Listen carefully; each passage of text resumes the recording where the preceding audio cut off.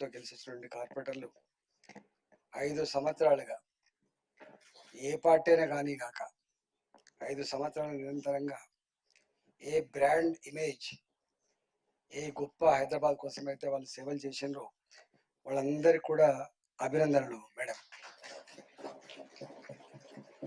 మళ్ళీ ప్రజల ఆశీర్వాదం పొంది తిరిగి రావాలని చెప్పి మనస్ఫూర్తిగా కోరుకుంటున్నాను మేడం. నేను రాక మునుపు మీరు మాట్లాడినట్టుగా మా వాళ్ళు చెప్పినారు. జనరల్గా అనేక మంది సభ్యులు కూడా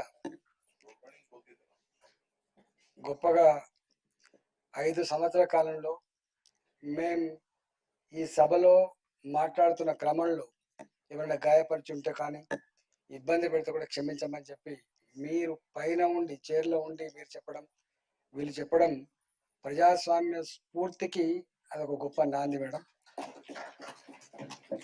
మూడవది మేడం, నేను ఇవాళ నా మిత్రుడు, మీ సహచరుడు, అతి తక్కువ కాలంలో గొప్ప స్థానం సంపాదించిన మా మిత్రుడు వంగ మత్స్యారెడ్డి గారు అకాల మరణం అనేది మిమ్మల్ని అందరినీ బాధించింది, నాలాంటి కూడా బాధించింది మేడం. ఆయన ఆత్మకు శాంతి చేకూరాలని చెప్పి భగవంతుని ప్రార్థిస్తూ వారి కుటుంబ సభ్యులకు ధైర్యాన్ని ఇవ్వాలని చెప్పి కోరుకుంటున్నాను మేడం. నేను ఒక 2 సభలకు వచ్చినాను. వాస్తవంగా మేము మాట్లాడే ప్లేస్ కాకపోయినప్పటికీ కూడా అనివార్యంగా నేను కూడా ఒక 48 డివిజన్లలో జిహెచ్ఎంసీలో ఉన్నవాడిని కాబట్టి మీకు తెలుసు ఆ పార్లమెంటు 40 లక్షల ఓట్లతో న్యూలీ ఎక్స్పాండ్ ఏరియా అంతా ఉండే కాబట్టి నేను కూడా 2 సార్లు వచ్చిన. నేను మాట్లాడిన తర్వాత మీరు స్పందించిన తీరు, అదేవిధంగా మీ అధికారులు స్పందించిన తీరు అభినందనీయం మేడం. చాలా మట్టుకి కొన్ని సమస్యలు పరిష్కరించారు, ఉన్నంతలో చేయగలిగింది తప్ప అంతకంటే ఎక్కువ చేసే పరిస్థితి లేదు. నేను ఒకటే మిమ్మల్ని విజ్ఞప్తి చేస్తున్నా, ఇవాళ మళ్ళీ పాలక మండలి వచ్చేంత వరకు ఆఫీసర్ల పాలన కొనసాగుతుండొచ్చు కాక, కానీ అంత మాత్రాన ఈ వీళ్ళకుండే కార్పొరేటర్లకు ఉండేటువంటి అవగాహన, వాళ్ళకు ఉండేటువంటి ఆ ధ్యాస జనరల్గా బయట వాళ్ళకు ఉండేటువంటి ఆస్కారం లేదు. ఎందుకంటే మళ్ళీ వాళ్ళు ప్రజల ఆశీర్వాదం కోసం పోతారు, మళ్ళీ వాళ్ళు ఓట్లు అనేటువంటి వాళ్ళే కాబట్టి వాళ్ళు మళ్ళీ ఆయా డివిజన్లలో ఏమైనా వర్క్లు వస్తే తప్పకుండా కొంత మీరు పాజిటివ్గా స్పందిస్తారని చెప్పి నేను మనవి చేస్తా ఉన్నా.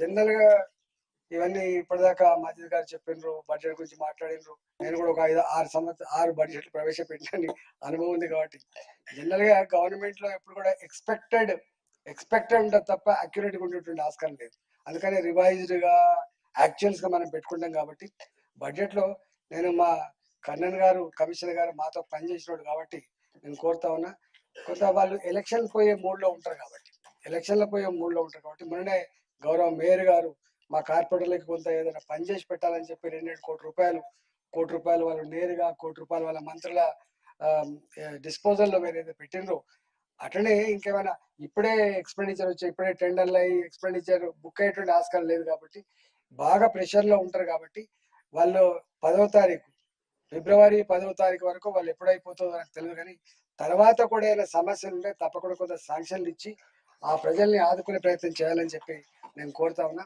ఒకటే చివరిగా మీకు చాలాసార్లు మాట్లాడిన మేయర్ గారికి నేను మాట్లాడలేకపోయినా కానీ ఎక్కడెక్కడైతే హైదరాబాద్ నగరంలో మీరు చెత్త డంపింగ్ యార్డ్స్ చిన్న అని చెప్పి మీరు పెడుతున్నారో అది కొంచెం ఆలోచన చేయండి మరొకసారి.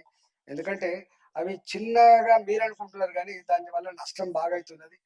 సెంటర్లలో పెట్టుకోవడానికి ఆస్కారం లేదు కాబట్టి కొంచెం ఆలోచించామని చెప్పబోతున్నా. చివరి పాయింట్ ఏంటంటే మొత్తం జిహెచ్ఎంసీకి మేడం ఒకటే డంపింగ్ యార్డ్ ఉంటుంది బాలాజీ నగర్, మీకు తెలుసు. దానివల్ల ఎంత దుష్పరిణామాలు ఎదురవుతున్నాయో నేను అక్కడ ప్రత్యక్షంగా చూస్తున్న వాళ్ళని. ఇవాళ అదంతా మీ జిహెచ్ఎంసీలో కలిసిపోయింది. ఏ మున్సిపాలిటీలు అయితే, ఏ గ్రామీణ ప్రాంతాలు అయితే ఇంతకుముందు అనుభవించింది ఆ బాధ ఇవాళ జిహెచ్ఎంసీలో కలిసినటువంటి ప్రజలుగా అనుభవించేటువంటి ఆస్కారం ఉంది కాబట్టి దాని విషయంలో ఇంత పెద్ద డంప్ 10,000 మెట్రిక్ టన్నుల చెత్త ఒక్క దగ్గర వేసేటువంటి చరిత్ర లేదు. ఇంత టెక్నాలజీ, ఇంత గొప్ప బడ్జెట్ పెట్టుకున్నటువంటి ఈ విశ్వనగరంలో ఇలా లక్షలాది మంది ప్రజల జీవితాలన్నీ కూడా ఎట్లా దుర్భరంగా ఉన్నాయో నేను చూస్తున్నా కాబట్టి దాని మీద 4 వైపులకు 4 పెట్టే ప్రయత్నం చేయండి, దాన్ని ఒక రివ్యూ చేసే ప్రయత్నం చేయండి.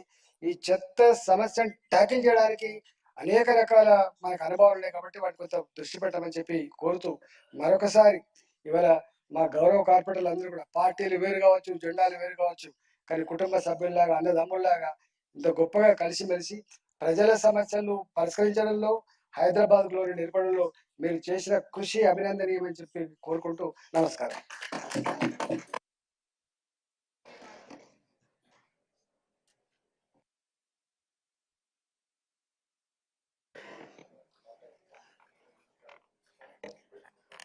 ఈరోజు కౌన్సిల్ లాస్ట్ సమావేశంలో ఉన్న ఆనరబుల్ మేయర్ గారికి, ఎక్స్ అఫీషియో మెంబర్స్కి, కమిషనర్ గారికి, ఆఫీసర్స్కి, నాతోటి కార్పొరేటర్స్కి, అక్క చెల్లెళ్లకు, అన్నదమ్ములకు అందరికీ కూడా పేరు పేరున నమస్కారం తెలియజేసుకుంటున్నాను.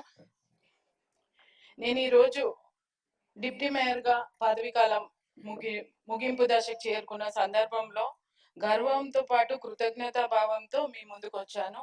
ఈ బాధ్యతాయుతమైన పదవిలో పనిచేసే అవకాశం నాకు లభించినందుకు నా జీవితంలో ఒక గొప్ప అనుభవం అని నేను అనుకుంటున్నాను. ముందుగా గౌరవనీయులైన కార్పొరేటర్లందరికీ నా హృదయపూర్వక కృతజ్ఞతలు తెలియజేస్తూ, రాజకీయ భేదాభిప్రాయాలు అతీతంగా నగర అభివృద్ధి మరియు ప్రజల సంక్షేమమే లక్ష్యంగా మనం అందరం సమిష్టిగా పనిచేశాము. మీ సహకారము, సూచనలు, నిర్మాణాత్మక విమర్శలు ఈ పరిపాలనకు మరింతగా బలపరిచాయి. గ్రేటర్ హైదరాబాద్ మున్సిపల్ కార్పొరేషన్ చెందిన అధికారులు, సిబ్బందులందరికీ నా ప్రత్యేక ధన్యవాదాలు. ఉన్నతాధికారుల నుంచి క్షేత్రస్థాయి సిబ్బంది వరకు ప్రతి ఒక్కరు కూడా బాధ్యతాయుతంగా అంకిత భావంతో విధులు నిర్వహించడం వల్లే అనేక అభివృద్ధి కార్యక్రమాలు విజయవంతంగా అమలు చేయడం జరిగింది. ఈ సందర్భంగా గౌరవనీయులైన కమిషనర్లకు ప్రత్యేక కృతజ్ఞత తెలియజేసుకుంటున్నాను. వారి పరిపాలన దూరదృష్టి, వేగవంతమైన నిర్ణయాలు, ప్రజాప్రతినిధుల్లో సమన్వయం ఈ పదవి కాలంలో సమర్థవంతమైన పాలనకు బలంగా నిలిచాయి. ఎన్నికైన ప్రతినిధులు, అధికారులు మధ్య సపూర్వ సహకారం కొనసాగేందుకు వారు నిరంతరం ప్రోత్సహించారు. ఈ కాలంలో మనం అందరం కలిసి అనేక సవాళ్లను ఎదుర్కొని ప్రజల అవసరాలకు సంబంధించి నగరాభివృద్ధికి దోహదపడే పలు కార్యక్రమాల్ని అమలు చేశాం. ఈ పదవి కాలంలో సాధించిన ప్రతి విజయం వ్యక్తిగతం కాదు, ఇది మనందరి సమిష్టి కృషి ఫలితం. డిప్యూటీ మేయర్ గా నా బాధ్యతలు ముగిస్తున్నప్పటికీ ప్రజాసేవ పట్ల నా నిబంధన ఏర్పడి కొనసాగుతుంది. రాబోయే నాయకత్వం ఈ సమన్వయాన్ని కొనసాగిస్తూ నగరాన్ని మరింత అభివృద్ధి పదంలో ముందుకు తీసుకెళ్లేందుకు నమ్మకం నాకుంది. చివరిగా నాపై విశ్వాసం ఉంచుకున్న నా నగర ప్రజలకు నా హృదయపూర్వక ధన్యవాదాలు, కృతజ్ఞతలు. గౌరవంతో ఈ పదవి కాలం ముగిస్తున్నందుకు ధన్యవాదాలు. జై హింద్. ఇప్పుడు ఒక నిమిషం మేయర్ గారు. ఇప్పటి వరకు ఒక డిప్యూటీ మేయర్ గా ఇందాక అందరూ బడ్జెట్ గురించి శ్రవణ్ అన్న, హుస్సేన్ సాబ్, అమ్మ జగదీశ్వర్ రెడ్డి గారు అందరు కూడా మాట్లాడటం జరిగింది. ఓసారి జగదీశ్వర్ గౌడ్ గారు అందరు కూడా మాట్లాడడం జరిగింది.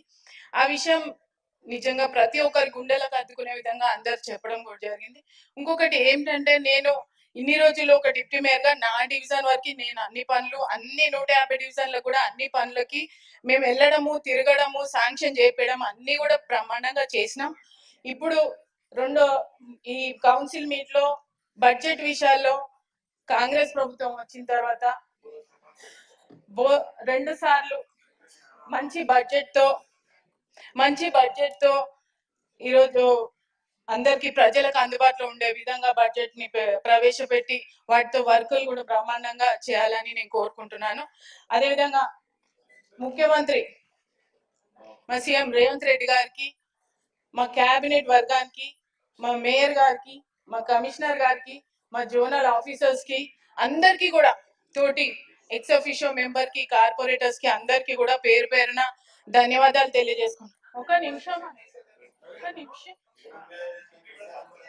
No, quiet. Please, quiet. Maintain the house. No, that's not funny. Please.